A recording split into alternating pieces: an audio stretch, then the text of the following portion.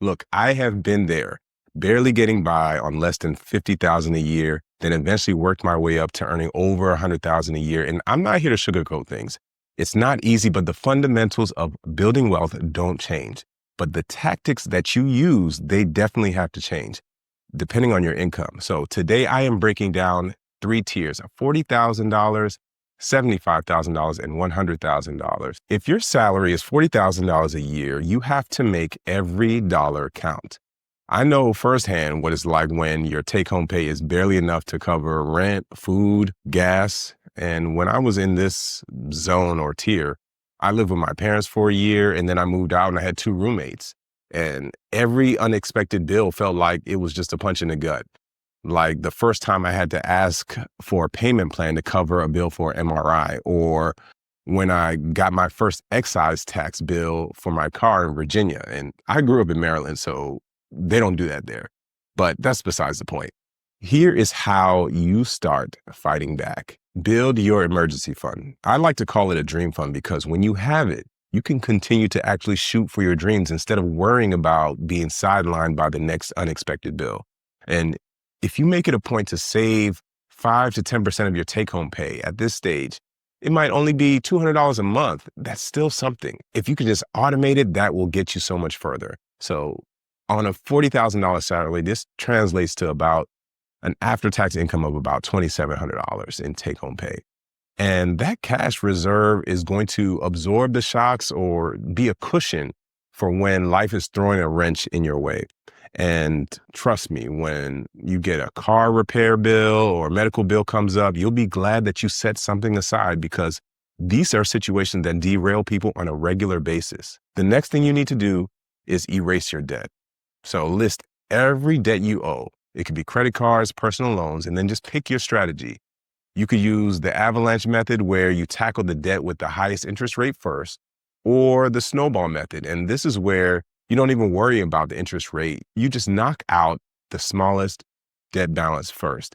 And then once you knock that one out, you move on to the next one. And it's going to give you the quick win to just help lift your spirits a little bit and give you some momentum. Because even an extra $100 a month in interest can mean the difference between making rent and barely getting by. And I break down the avalanche and snowball method in detail in a separate video, so make sure you check that out. The longer you keep this debt on you, the longer you stay stuck in the same place. A small paper cut here or there doesn't really matter, but what if you had 1,000 of them across your entire body? It would literally kill you. It's called Ling Chi. You should look it up.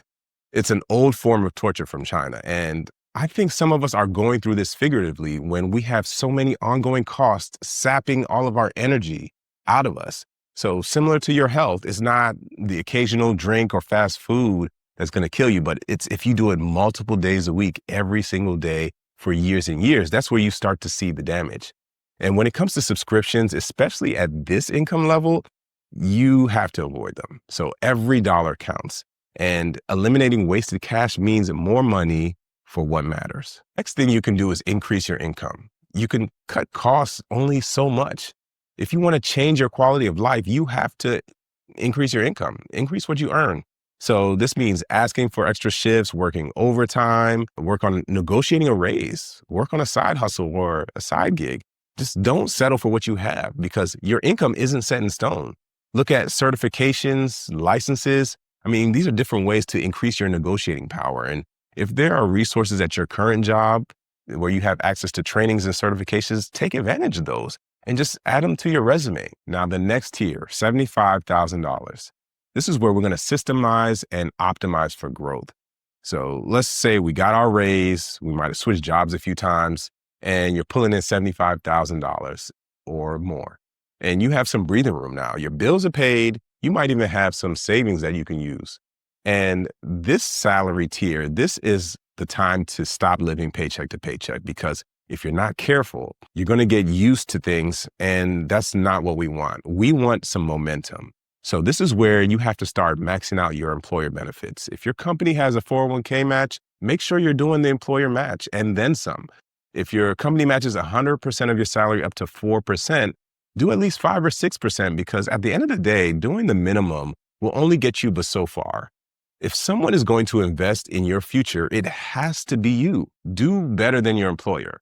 So some people like to say that, your 401k is free money or that you're leaving money on the table if you don't contribute at all. And I think it's a little different. When your company hired you, they already budgeted this money as part of your overall benefits package. So in my opinion, this money was and is yours. So don't leave it by not contributing to your plan. Another thing you need to do is take advantage of tax advantage accounts. So this is where you open a Roth IRA. If you're in a lower tax bracket now, then we're expecting you to be in a higher tax bracket in the future. So max out your contributions and let that money grow tax-free. It's just one of the smartest moves you can make. And I know that doing the maximum contribution can be a lot still, especially at this income range, but these accounts are still valuable even if you don't do the max. You just putting something in will put a dent in just what you can make going forward. Make sure that when you make Roth contributions, you aren't just leaving the money in there. You have to invest the money, and that's what's going to help with it growing tax-free. The next thing you can do is automate what makes sense. Set up automatic transfers for your savings, your investments, bill payments, because at the end of the day, life gets busy. And if you're not automating something, you're just leaving too much room for mistakes and error. And nobody has time to remember to transfer money here or pay this bill there. And I think a good amount of automation is at least 50% or more of your bills to be automatically paid, and then keep a few of them as bill paid. The reason why I don't want everything automated is because I need you to have a reason to log into your accounts and just pay attention. Because if you automate everything and you don't pay attention, what if the bank makes a mistake? What if you miss those small fraudulent charges from when someone sold your information on the dark web? If you're regularly logging into bill pay for an electrical bill or a gas bill, you're more likely to catch it sooner than later. So I essentially want you to be in control and be active with your finances. But the next move is extremely critical, and that's avoid lifestyle creep.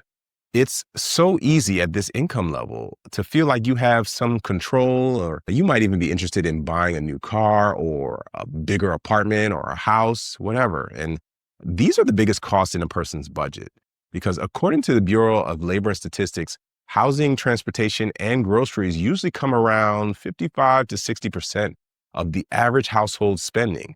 So if you increase those areas of your life without doing enough research, it's going to make you feel like you're back to making $40,000. And that's why what I'm about to tell you is even more critical.